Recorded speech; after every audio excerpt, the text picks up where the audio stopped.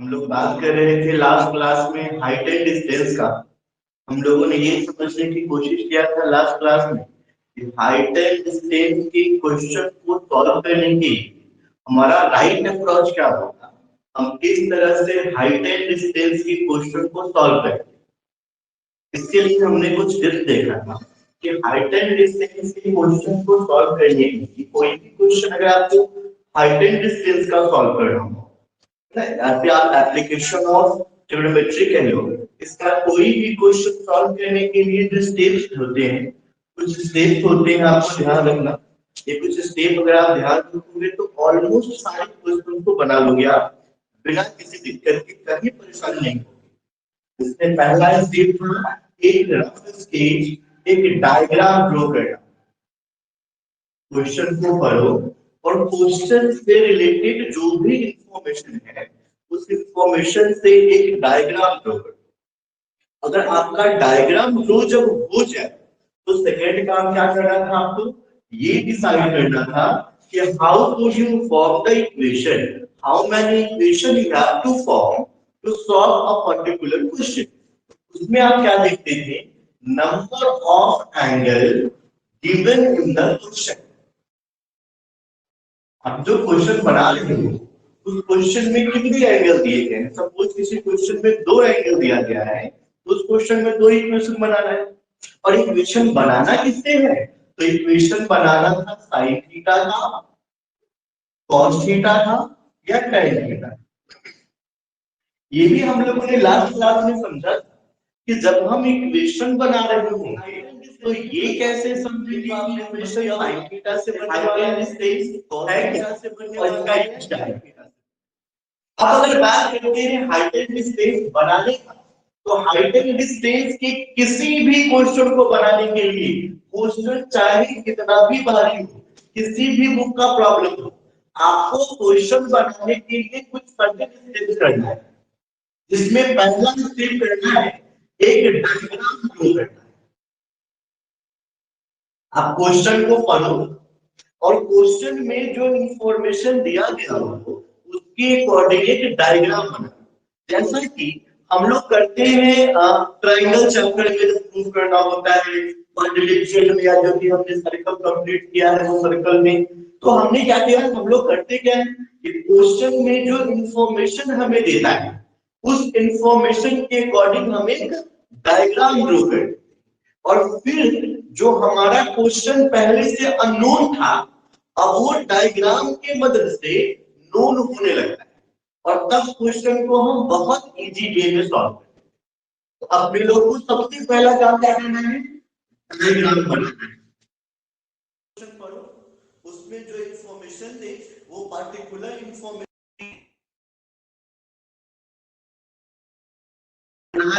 उतनी इंफॉर्मेशन से कर लो, डायग्राम बनाओ। आवाज नहीं जा रहा है सर, सही से नहीं आ रहा। सर सही से बीच में कट गया था सर, आवाज आपका क्या बोले नहीं सुनाई दिया।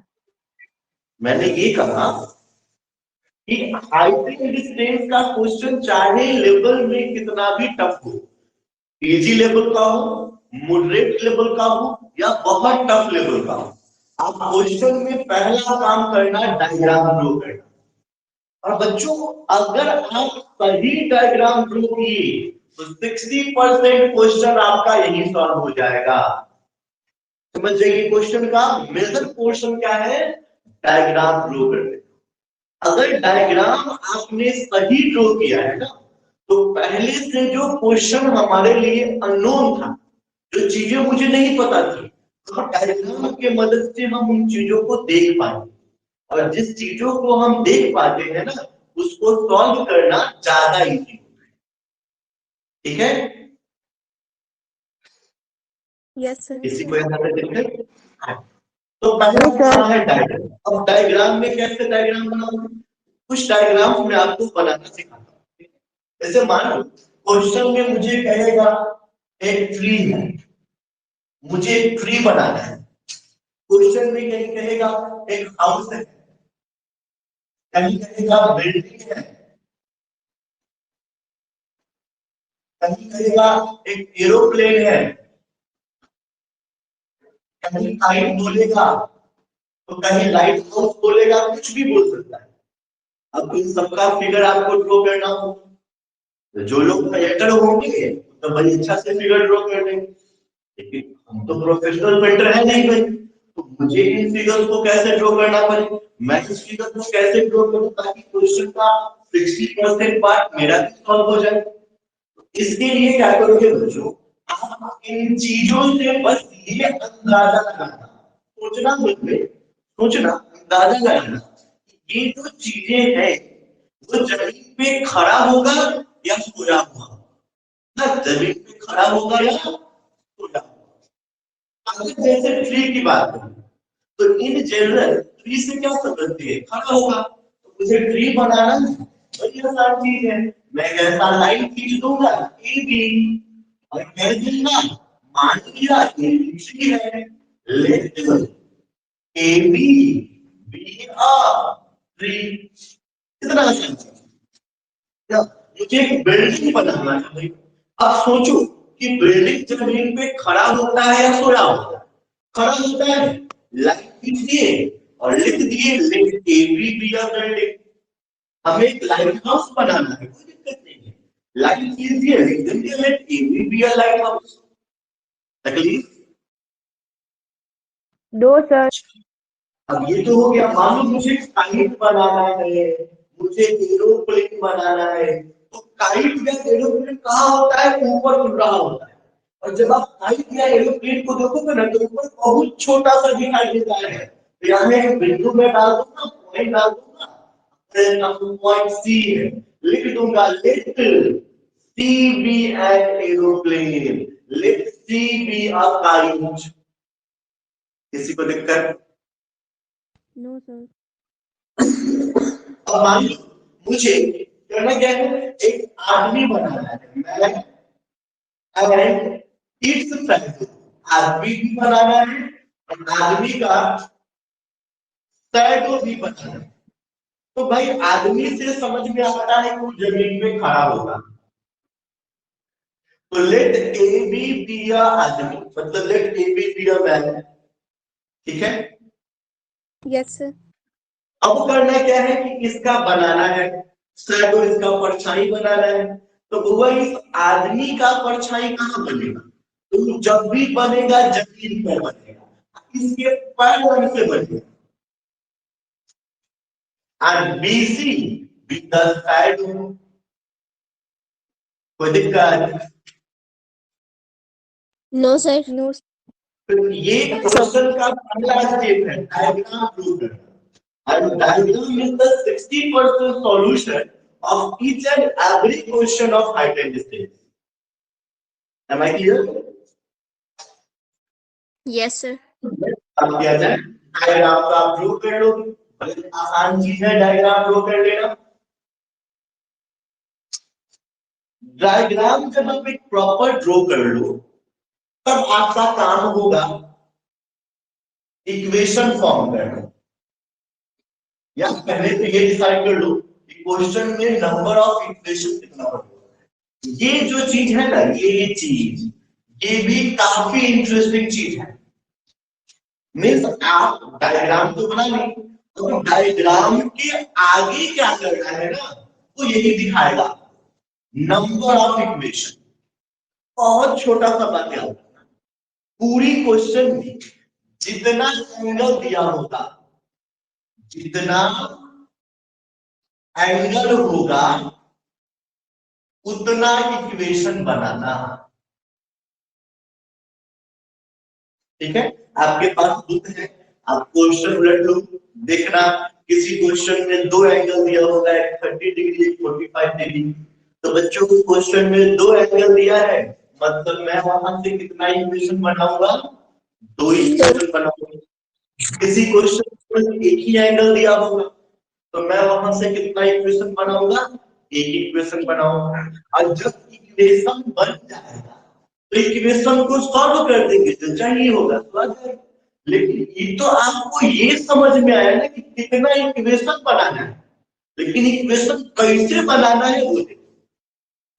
तो इक्वेशन बनाने के लिए यूज करना है for equation, you have to use T ratio.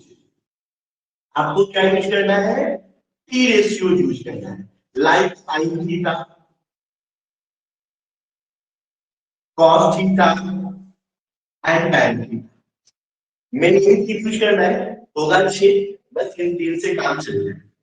अब देखो बच्चों, साइन थीटा का यूज कब करेंगे? तो जब हमें पी और एच के बारे में बात करना हो, परपेंडिकुलर और हाइपोटेन्यूस।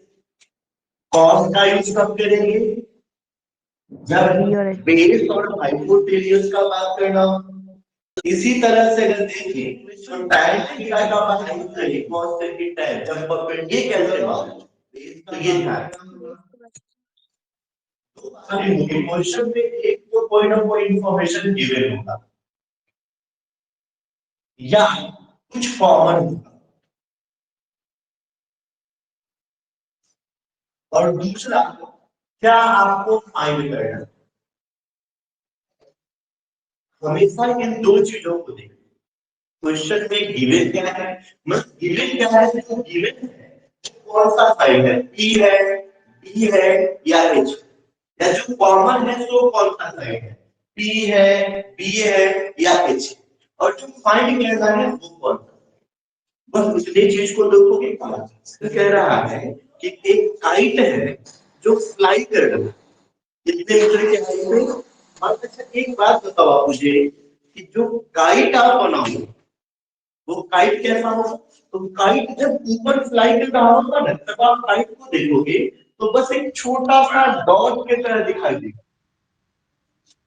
तो हमने इसको ए, हमने इसको क्या बोल दिया कि ये हमारा काइट, और ये काइट कितनी ऊंचाई पे फ्लाई कर रहा है? 60 मीटर की। ये काइट तो है हमारा, और ये काइट कितनी मीटर की हाइट पे फ्लाई हो रहा है?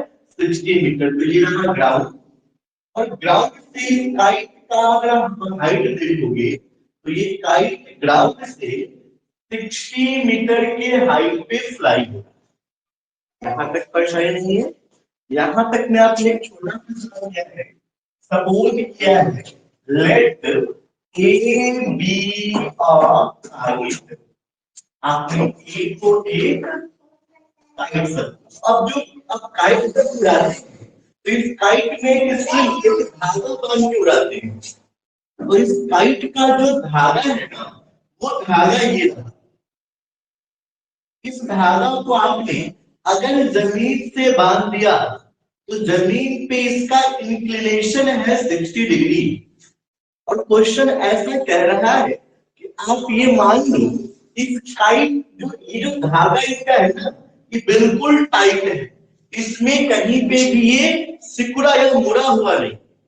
और अब आपसे पूछ रहा है तो आप जो इस काइट को फ्लाई करने के लिए 60 मीटर हाइट तक आपको जो स्ट्रिंग चाहिए होता, वो स्ट्रिंग का लेंथ कितना होगा ये बता। ये क्वेश्चन कह रहा है हमसे बच्चों। तो अभी हम लोगों को इस क्वेश्चन में क्या निकालना है, अगर मैं इस काइट को 60 मीटर के हाइट तक फ्लाई करूंगा तो इसके लिए मुझे इस काइट में कितना लंबा धागा लगाना होगा जिससे हमारा काइट 60 मीटर हाइट तक फ्लाई हो। तो आप इस पॉइंट को सी बोल दो और इस पॉइंट को बी बोल दो। अब देखो इस क्वेश्चन में कितने इक्वेशन बनेंगे, तो इस क्वेश्चन में नंबर ऑफ एंगल बस एक है।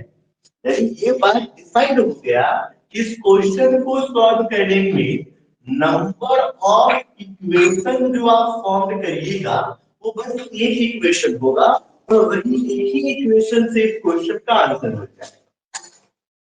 अब आते हैं बात इस पे, इक्वेशन जो निकालेंगे वो किससे निकालिएगा? साइन से, कॉस से या टैन से। इन्हीं तीनों से इक्वेशन निकालने के मैंने बताया, सजेस्ट किया था कि आप इन्हीं तीनों से इक्वेशन निकालिए। इस क्वेश्चन में किससे इक्वेशन निकाला जाए वो देखिए। जो गिवन है ना आपके पास, गिवन वो ये है। अगर ये थीटा बना तो पाइथागोरस की थ्योरम के अकॉर्डिंग, या फिर आपने जो ट्रिगोनोमेट्री में देखा था कि थीटा के सामने वाले साइड को क्या बोलना होता है, परपेंडिकुलर। और ये हाइट है, तो बच्चों हाइट हमेशा ही 90 डिग्री के एंगल से मेजर करते हैं। तो ये एंगल 90 बन गया बी पे, तो 90 डिग्री के सामने वाले साइड को हम क्या बोलते हैं, एच, हाइपोटेन्यूज कहते हैं। अब पी और बी तो हो गया, जो बच गया वो साइड किसका काम करेगा, बेस का। इसमें गिवन है पी, ये गिवन है पी, और आपको फाइंड करना है एच। गिवन है पी, फाइंड करना है एच। तो साइन थीटा का फॉर्मूला आप जानते हो, पी बाई एच। ये पी और एच इनमें से किस में आएगा, साइन में आएगा। तो लिखता हूं मैं, इन ट्रायंगल ए बी सी, हमें पता है इसमें हम साइन थीटा यूज करने वाले हैं, क्योंकि इनडायरेक्टली क्वेश्चन का रिलेशन पी और एच से। हम क्या लिखेंगे, sine theta is equal to P by H. Theta कौन से पॉइंट पे बना, पॉइंट सी पे, तो इसको आप लिखोगे थीटा के लिए पॉइंट सी। अगर पॉइंट सी थीटा बन रहा है तो परपेंडिकुलर कौन सा साइड बन रहा है, ए बी। और हाइपोटेनियस कौन सा साइड बन रहा है, ए। अब हम थोड़ा सा और आते हैं, तो हमें पता है कि सी पे जो एंगल बन रहा है वो 60 डिग्री का है। ए बी का लेंथ मुझे मालूम है 60 मीटर अपॉन एसी, क्योंकि मुझे एसी नहीं मालूम। अब बच्चों देखना, साइन 60 डिग्री का जो वैल्यू हम जानते हैं, साइन 60 डिग्री का वैल्यू √3/2 इज इक्वल टू 60/80। करते हैं इसको क्रॉस मल्टीप्लाई, तो बनेगा √3AC is equal to 2 into 60। यानी AC जब निकालोगे तो 120 अपॉन √3, क्योंकि इसके डिनोमिनेटर में √3 है।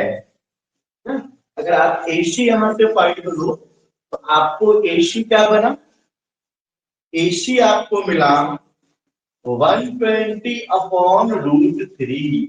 अब इसके डिनोमिनेटर में क्योंकि √3 है, इस वजह से क्या करना है मुझे, इसको रेशनलाइज कर देना। रेशनलाइज कर देने के बाद बच्चों ये हो गया AC 120 √3, और √3 को √3 से मल्टीप्लाई कर दो तो 3। 3 से 120 कैंसिल होगा 40 टाइम, तो ये क्या हो गया 40√3। अब बच्चों आप आंसर को यहाँ भी छोड़ सकते हो, यूनिट इसका मीटर डालो, क्योंकि दिया गया जो 60 है वो मीटर में है, यानी कि लेंथ ऑफ स्ट्रिंग जो होगा वो 40√3 मीटर। आप ये भी छोड़ सकते हो, या फिर आप यहाँ से एक कैलकुलेशन कर सकते हो, 40 इंटू √3 का वैल्यू 1.732, इसको मल्टीप्लाई कर दो और जो आएगा उतने ही मीटर का आपको स्ट्रिंग चाहिए। नंबर 11 में कह रहा है कि एक टीबी टावर है जो किसी कैनल के एक बैंक पे खड़ा। कैनल समझते हैं, कैनल समझते हैं बच्चों, कैनल यानी कि नहर, जिसको आप छोटी नदी कहें। एक कैनल हमारा एबी हो गया, ठीक है। हमने क्या सब कुछ कर लिया, लेट AB बी अ, अब ये कैनल है, अब इधर बीच से पानी पास कर रहा हो, तो नदी लंबाई होगी, लेकिन मैंने नदी का चौड़ाई बनाया। अब इस कैनल का जो बैंक है यानी किनारा, तो एक किनारा ए होगा, दूसरा किनारा बी होगा। अब इसके बैंक पे, इसके किनारे पे क्या हो रहा है, एक किनारे पे एक टीवी टावर है वर्टिकली। ये आपने कोई टीवी टावर बना दिया, इस पॉइंट को आपने सी है, ठीक है। आपके पास यहाँ पे एसी क्या हो गया, टीवी टावर, जहां तक क्या है, from a point directly opposite to the tower on the other bank, कोई दूसरे बैंक, इस ए वाला जो बैंक है, इस बैंक पे तो टावर है, और इसका जो दूसरा बैंक है इसमें ठीक इसी के सामने कोई पॉइंट है, जिस पॉइंट से टावर का एंगल ऑफ एलिवेशन कितने डिग्री का बन रहा है, 60 डिग्री का। तो ये जो पॉइंट है हमारा बी, इस पॉइंट जो टावर के फुट से ज्वाइन कर गए थे, इस पॉइंट से 20 मीटर अवे यानी 20 मीटर आगे जाओगे, 20 मीटर की दूरी पे आपको एक और पॉइंट मिलेगा, सपोज कर लो पॉइंट डी मिल गया, और इस पॉइंट डी से टावर का टॉप की अगर एंगल ऑफ एलिवेशन की बात करोगे, तो इस पॉइंट डी से जब आप टावर के टॉप को देखोगे, तब जो एंगल ऑफ एलिवेशन बन रहा है वो बन रहा है बच्चों 30 डिग्री का। तो क्वेश्चन हमसे पूछना चाह रहा है, find the height of the tower. TV tower की हाइट को फाइंड कर दो, find the height of the TV tower. The width also. क्या? The width Breath we also find. clear. अच्छा ठीक है, find the height of TV tower भी क्या है, एंड ये जो कैनल है, कैनल की ये जो चौड़ाई है विद ए बी, ये भी निकालना है, मींस आपको ये एसी भी निकालना है और ए बी भी निकालना है, ये दो चीजें आपको निकालनी है। तो जो हमने कहा था हाइट एंड डिस्टेंस के किसी भी क्वेश्चन में पहला पॉइंट क्या करना है, आपको एक सुंदर सा डायग्राम तैयार करना है क्वेश्चन को पढ़ के। क्वेश्चन को पढ़ के डायग्राम तो हमने बना दिया, अब जब डायग्राम बन जाए तो हमारा सेकेंड स्टेप शुरू होता है, ये देखना कि मैं इस क्वेश्चन में कितने इक्वेशन को बनाऊंगा। तो क्वेश्चन में जो एंगल दिया गया है हमारे पास, वो एक तो 60 डिग्री का एंगल दिया गया है और एक 30 डिग्री का एंगल। क्वेश्चन में दो एंगल के बारे में बात होती है। तो इससे साफ क्या होता है कि इस क्वेश्चन को सॉल्व करने के लिए मुझे कितने इक्वेशन को फॉर्म करना पड़ेगा, दो करना equation. पड़ेगा। यहाँ तक बात हो गई। अब देखो ये 60 डिग्री वाला एंगल जो है, ये कौन से ट्रायंगल में आता होगा, तो ट्रायंगल सी ए बी। तो एक इक्वेशन में कहां फॉर्म करूंगा, एक इक्वेशन फॉर्म करूंगा ट्रायंगल सी ए बी। अब देखो दूसरा, ये जो एंगल 30 डिग्री वाला है, ये कौन से ट्रायंगल में आता है, तो ये CBD. आता है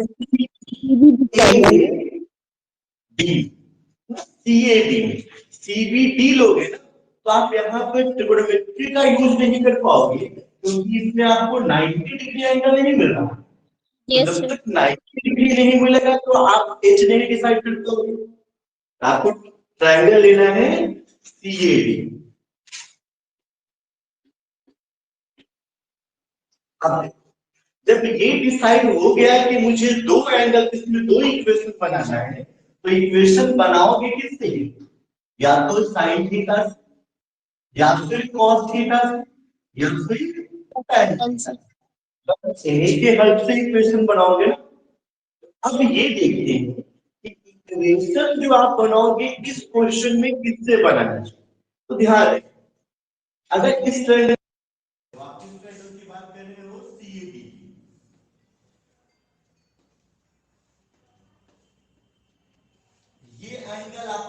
60 हो रहा है,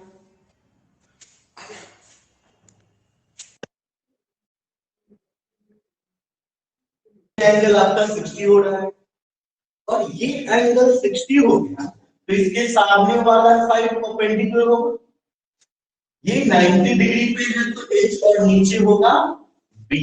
आप देखो आपको निकालना क्या है, एक तो ये मतलब इसका काम है, आपको इसको आप नहीं छोड़ सकते हो, ये इसका काम है मुझे, तो मुझे एक तो मतलब रखना है पी से, और दूसरा क्वेश्चन में मुझे ए बी भी तो निकालना है, तो मुझे दूसरा किससे मतलब रखना होगा, ए बी से, यानी किससे, बेस से। तो हमारे काम का इस क्वेश्चन में हमारे काम का हुआ पी एंड बी, तो पी एंड बी किसमें होगा, tan थीटा।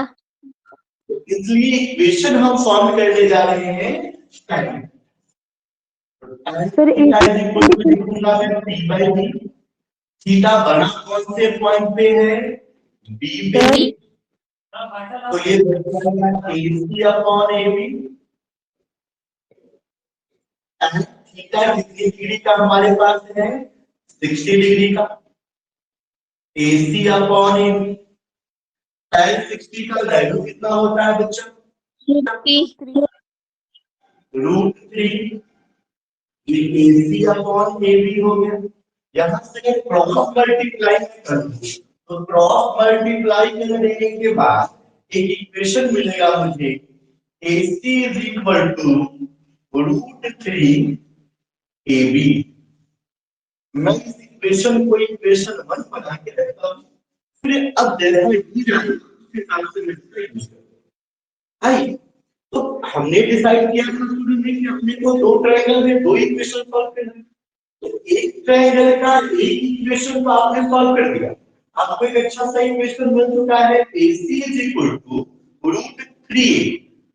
अब जो डिसाइड किया कि मुझे ट्रायंगल CAD में भी इक्वेशन सॉल्व करना है इस ट्रायंगल में, तो CAD ट्रायंगल भी आपका कुछ ऐसा ही ट्रायंगल है, ये C है, ये A है और ये D है, ये वाला D वाला एंगल 30 डिग्री का है, तो ये एंगल 30 इस वजह से ये परपेंडिकुलर, A पे 90 डिग्री बन रहा है, इस वजह से ये हाइपोटेन्यूज, बचा क्या, बेस।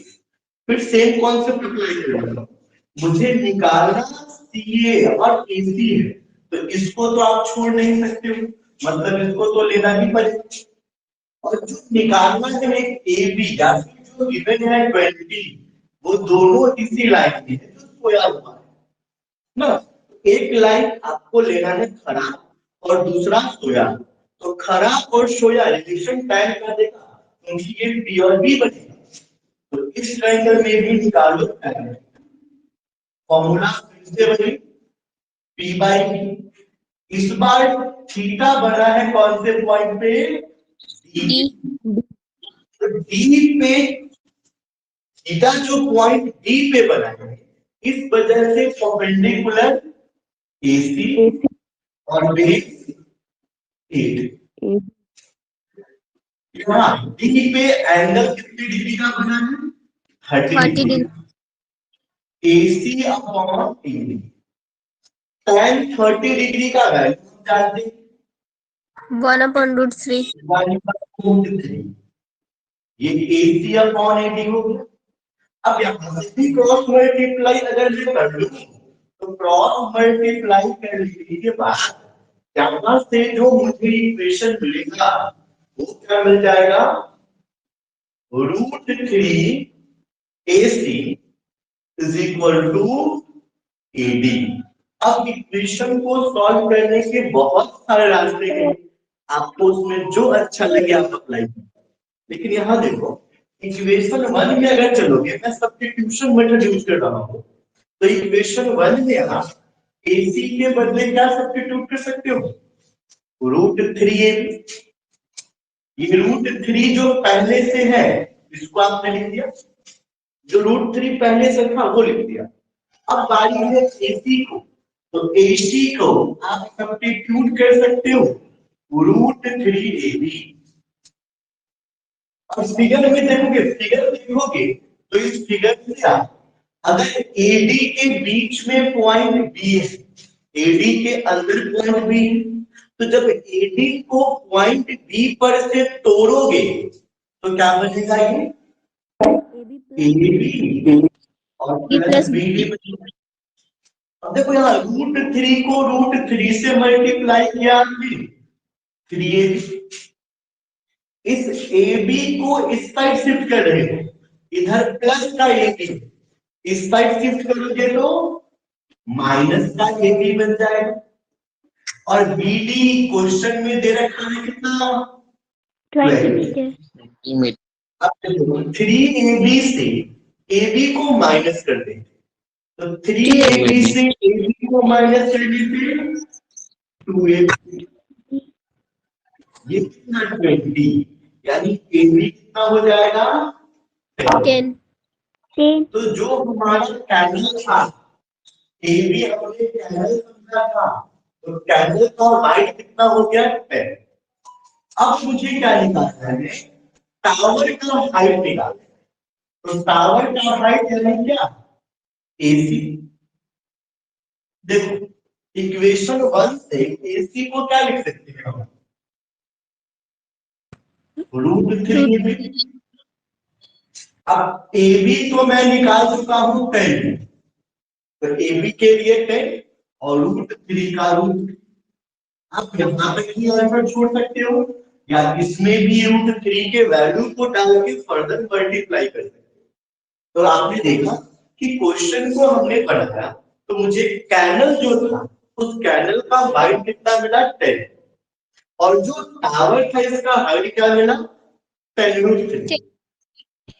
कहीं पे क्वेश्चन को बनाने में कोई दिक्कत नहीं आई, अब नहीं आएगा जब आप क्वेश्चन को बनाते समय कुछ स्टेप, जैसे पहला स्टेप है डायग्राम, ये बड़े आराम से बहुत ही सोच समझ के डायग्राम ड्रॉ करना, ठीक है। और डायग्राम ड्रॉ करते समय बच्चों मेरा सजेशन है कि आप पूरी क्वेश्चन को एक बार रीड करके डायग्राम ड्रॉ ना करें, पहले पूरी क्वेश्चन को पढ़ ले और फिर क्वेश्चन को छोटे छोटे ब्लॉक में, छोटे छोटे पार्ट में डिवाइड कर ले, फिर हर एक छोटे से पार्ट को करो और जितना पार्ट समझ में आए उतने अपने डायग्राम में बनाओ।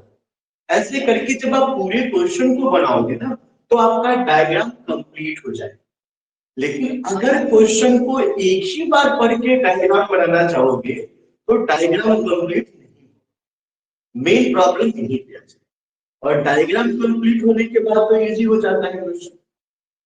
क्वेश्चन नंबर 13 की बात कर रहे हो, क्वेश्चन नंबर 13 में कहता है कि आप एक टावर से एब्जॉर्ब कर, आप एक टीवी टावर पे चढ़ गए हो और ये आपने एक टीवी टावर बना लिया टीवी। आपने क्या बनाया है? आपने लेट कर दिया, let AB be R, AB को सपोज कर दिया, let AB be R light. अब ये जो लाइट हाउस है ना, ये सी लेवल करने का मतलब पानी का जहां तक लेवल होता है, मतलब अर्थ सर्फेस, आप इसको कह सकते हो। यहां से ये 75 मीटर के हाइट पे, और यहां से आप दो शिप को देख रहे हो, और वो दोनों शिप जो है ना वो exactly behind the other, one is exactly behind the other, यानी एक शिप जो है, एक शिप वो दूसरे शिप के ठीक पीछे। मान लो एक शिप यहाँ सी पे है तो इसके ठीक पीछे दूसरा शिप कहाँ होगा? डी। आप यहाँ इस टावर से इन दोनों ही शिप को देख रहे हैं, तो यहां से इस शिप को देख रहे हो। अब ऊपर से नीचे देख रहे हो तो एंगल ऑफ डिप्रेशन बनेगा, कितने डिग्री का एंगल है? तो आपने इसको देखा, ऐसे नहीं आप इसको देख रहे हो तो इससे भी आपका एंगल ऑफ डिप्रेशन बनता है। तो इसमें से 30 एंड 45 डिग्री का एंगल। आप जैसे जैसे इस लाइट हाउस के करीब जाओगे वैसे वैसे आपका एंगल इंक्रीज होता जाए।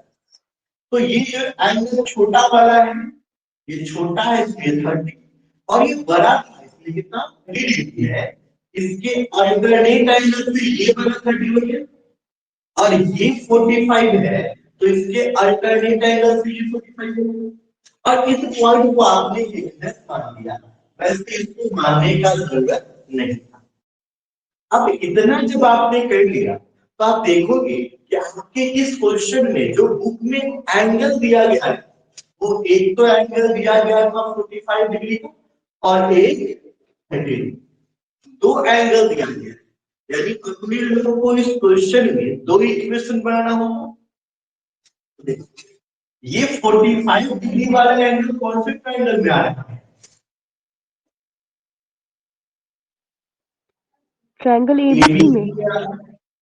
और एबीसी ट्रायंगल कुछ इस तरह का है, यहाँ ए, यहाँ बी और यहाँ सी, जिसपे एंगल 45 डिग्री का, तो थीटा के सामने वाला साइन होगा परपेंडिकुलर, 90 डिग्री के सामने वाला साइड होगा एच हाइपोटेन्यूस, और जो बच गया वो बेस।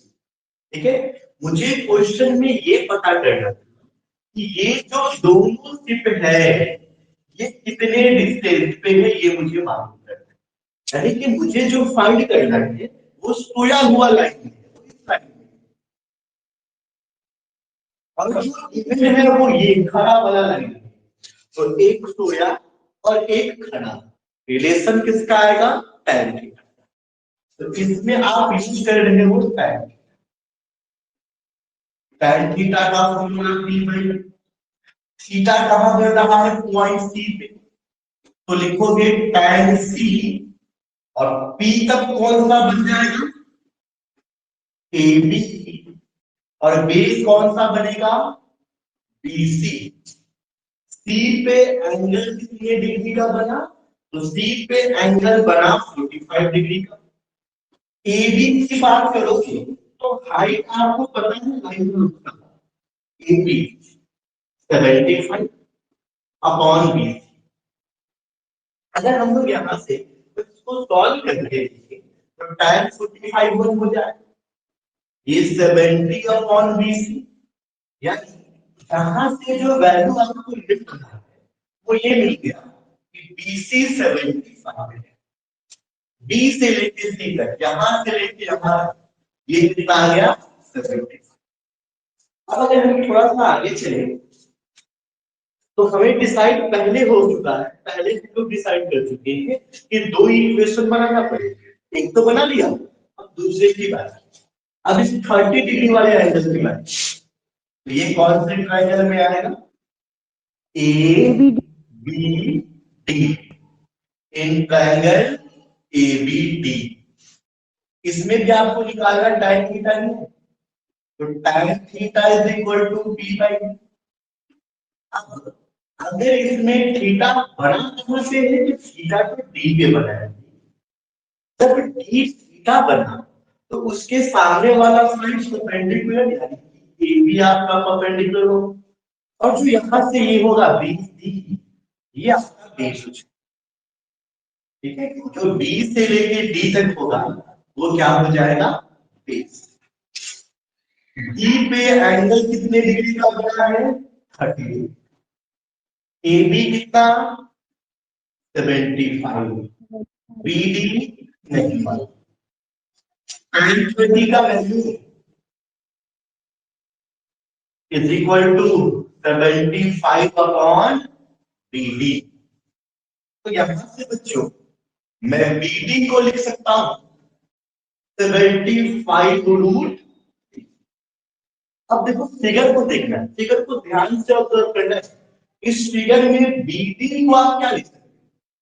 BD, इसके बीच में पॉइंट C आ रहा है, यानी BD को C पर से तोड़िए तो बनेगा BC plus CD is equal to 75 root 3। अब बच्चों BC तो आपने यहां निकाल दिया, पहले वाले ट्रायंगल को सॉल्व करेंगे इक्वेशन 1 से, इसको लिख दो 75 plus CD is equal to 75। यहां से CD फाइंड करो, तो 75√3 माइनस का 75, फिर CD कितना आ गया 75 कॉमन। आंसर यहाँ भी छोड़ सकते हैं या फिर वही BC को 75 क्यों लिखे हैं? √3 का वैल्यू डालो, माइनस करो, मल्टीप्लाई करो। सर आप BC को इसका आंसर क्या दिया है? बोलते हैं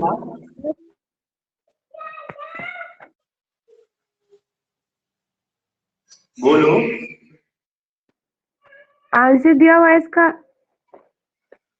58 रूट नहीं 75√3 माइनस 1 माइनस 1 सही है सर आ आंसर। गया, ठीक है। तो यहाँ तक आप बात समझ गए। तो हाइट एंड डिस्टेंस के क्वेश्चन में कोई भी क्वेश्चन हाइट एंड डिस्टेंस का उठाओ, बस आप वो 3 स्टेप को फॉलो करो, हर क्वेश्चन बने। बस आप कैलकुलेशन मिस्टेक नहीं करना और सॉल्व करते समय बिल्कुल आराम से माइंड को कंसंट्रेट करके सॉल्व करो, फिर इजीली क्वेश्चन सॉल्व हो जाए। सर आप BC को 75 क्यों लिखे करने हैं? का मतलब हो चुका है। सर कहाँ से कहा? BC को आप 75 क्यों लिखे हैं वहां पे? इसी यहाँ से देखो, यहाँ से